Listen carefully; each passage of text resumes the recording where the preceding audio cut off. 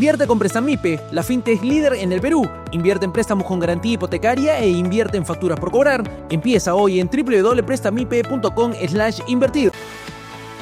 Dentro de menos de media hora se va a inaugurar un evento dedicado a un cuestionamiento general del sistema tributario.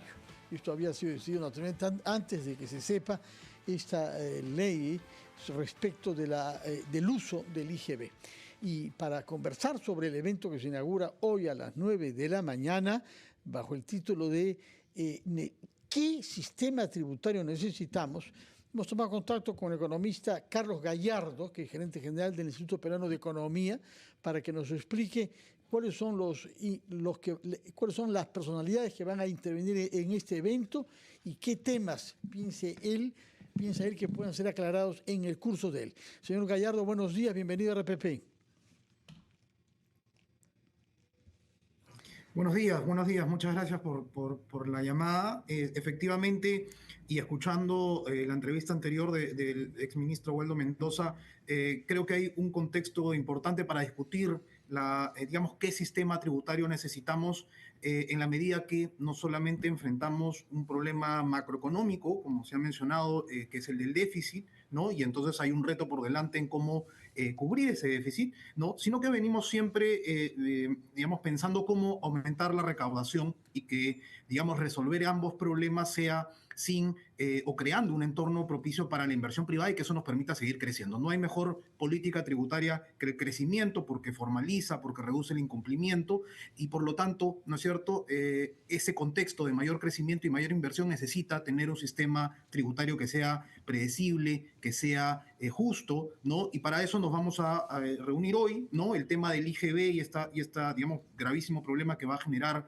en el sistema fiscal, como se ha descrito ya, sin duda va a ser materia de la discusión hoy, pero no solo eso, ¿no? Creo que hay otros temas que se han venido discutiendo vinculados a exoneraciones tributarias, por ejemplo, de diversa índole, a la aplicación de la normativa tributaria también por parte de todos los actores, no solamente la SUNAT, sino también el Tribunal Constitucional o el Poder Judicial, ¿no? Y finalmente, creo que también hay que prestarle mucho ojo a la institucionalidad como tal, ¿no? En los últimos 10 años hemos tenido 17 ministros de Economía, hemos tenido 7 superintendentes en la SUNAT y creo que es momento de pensar, ¿no es cierto?, cómo proteger en algo esta institucionalidad que nos permita tener un sistema tributario más predecible siempre. Señor Gallardo, en principio, ¿usted comparte la opinión del exministro Waldo Mendoza con relación a esta recomposición, si se quiere, del IGB, el 14%, que baje al 14%, pero que suba 2% al Fondo Común? ¿Usted considera que detrás de esto hay un ánimo, en efecto, populista? Estamos en un clima preelectoral, para no decir electoral ya. Sin duda, ¿no?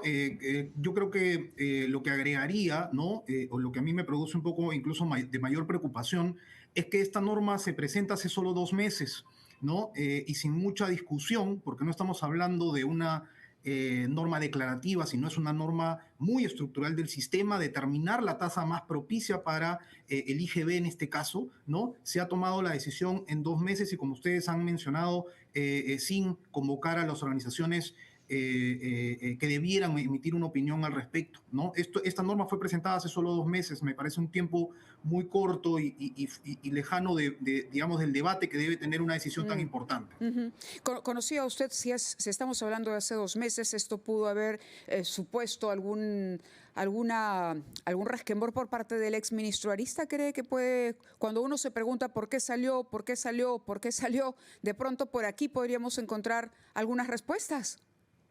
Del ministro Salardi sería, ¿no? Perdón, y yo creo que mira, a mí la verdad que me crea mucha suspicacia que no haya habido un pronunciamiento del Ejecutivo. Me parece que esto puede haber sido una norma también coordinada y parte de, digamos, de la estrategia para llevar adelante otras reformas que eran más relevantes, claro, para el Ejecutivo anterior, ¿no? Entonces me parece que es parte de, ¿no? Porque digamos, en cualquier otro contexto, discutir la reducción de la tasa, porque esto es digamos para el público, de repente, no, oye, pero si igual me van a cobrar 18%, claro, pero detrás de eso, como lo ha explicado Waldo Mendoza, está cómo se distribuye ese presupuesto, y ahí es donde el Ejecutivo, el Gobierno Nacional va a tener que explicar cómo va a cubrir claro, este déficit.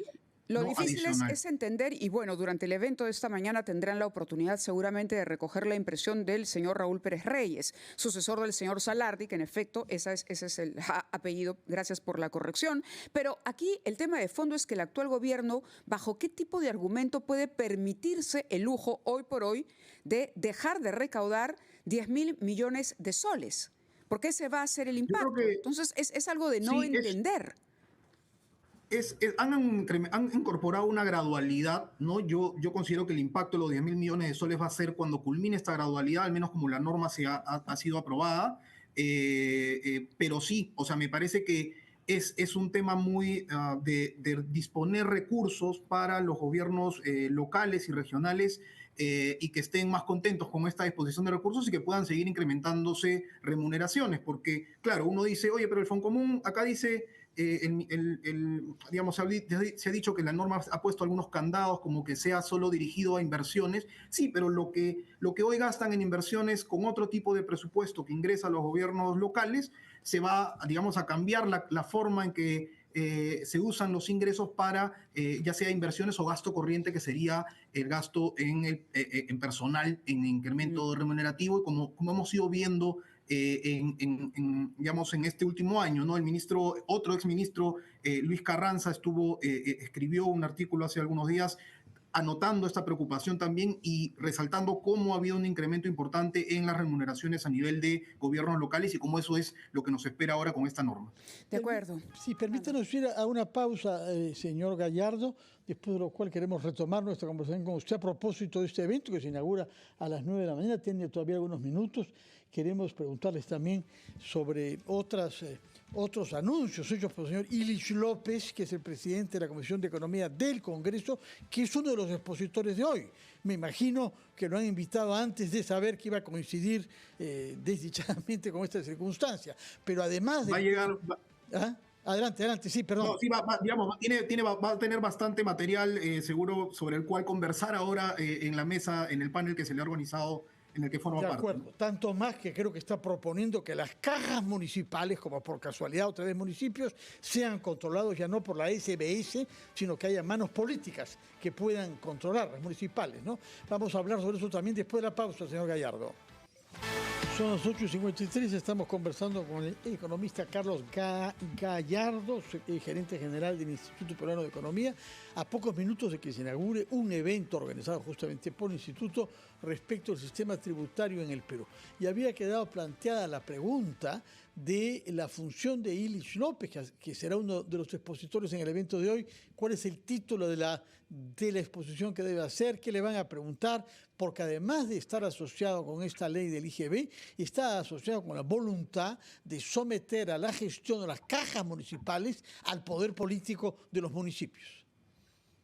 Sí, mira, este evento está conformado principalmente por paneles. Hay una presentación inicial sobre el estado situacional de nuestro sistema tributario y el congresista Ilich López, como presidente de la Comisión de Economía y Finanzas, digamos, está en uno de estos paneles cuyo objetivo es discutir el estado situacional de las reformas, digamos, que se han ido implementando en estos últimos años y las que quedan por delante en estos 13 meses de periodo legislativo que le queda a este Congreso, ¿no? Entonces, las preguntas principalmente seguro irán alrededor de cuál es la agenda prioritaria de medidas que va a tomar, ¿no? Y ya vemos que en cartera tiene esto del IGB que se ha aprobado recientemente, como el de los cajas, que sin duda tiene o potencialmente tiene un impacto también sobre, digamos, el sistema o la salud del sistema municipal, ¿no es cierto? En la medida que pueda o no hacer un adecuado digamos, dirección de las cajas municipales, ¿no? Pero hay una serie de medidas también con contenido tributario, con mayor contenido tributario, como las de exoneraciones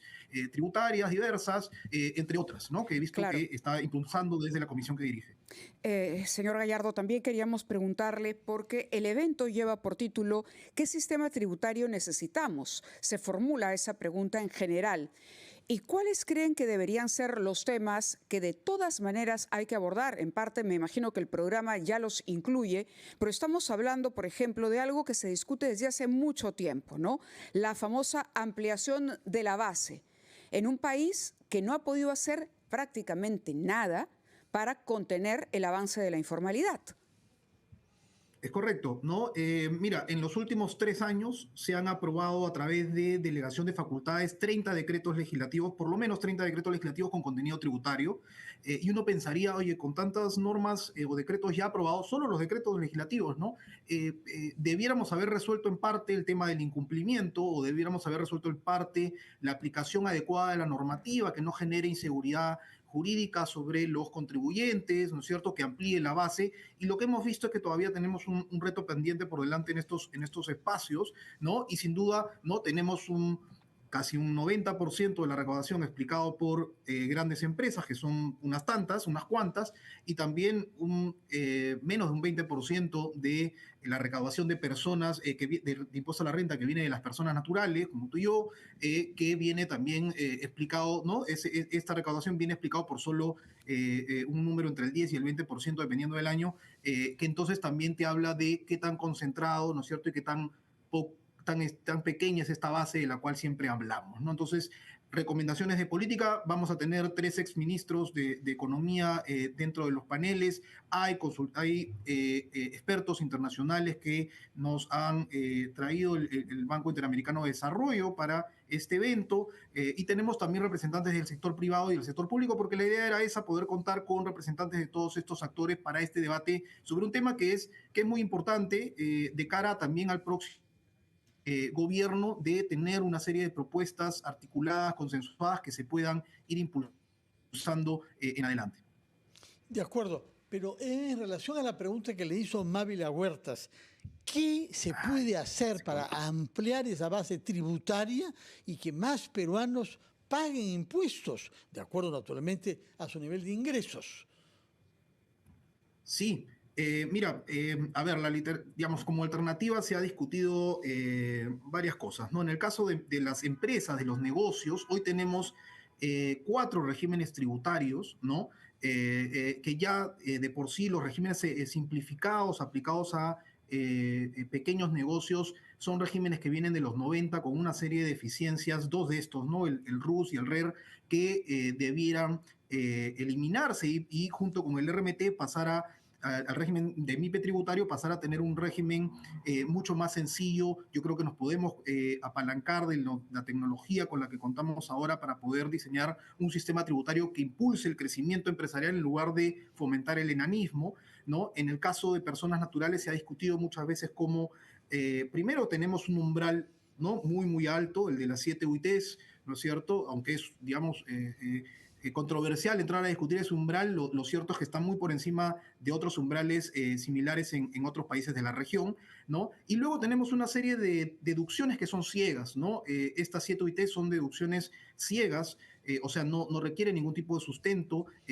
para el impuesto a la renta de las personas cuando son rentas del trabajo, cuando son rentas de capital, o de cuarta categoría, también son ciegas, un 20% que se deduce porque fue estimado así hace 30 años y nadie lo ha cambiado, ¿no? Entonces, yo creo que hay espacios de mejora para que, digamos, impulse el crecimiento empresarial, para que más contribuyentes tengan incentivos a pedir comprobantes de pago electrónico y que puedan de esa forma tener, si quieres, formar parte activamente de la economía y que pueda de esa forma, digamos, permitir que la administración no persiga al chiquito, persiga a las empresas hacia arriba en la cadena, en la medida que se va identificando que venden sin un comprobante de pago y por lo tanto subreportan sus ingresos, ¿no? Entonces ahí hay varias alternativas para el tema de ampliación de base. Muy bien, veremos, tomaremos nota y nuestra compañera Valeria Fuertes estará allá y nos informará de qué avances hay, qué propuestas y qué intercambios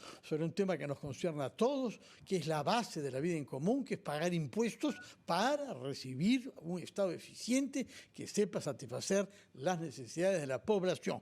Muchas gracias, señor Gallardo, mucho éxito con el evento y ojalá que algunas luces aparezcan ahí y que las tinieblas del populismo retrocedan. Muchas gracias De acuerdo. y felicitaciones.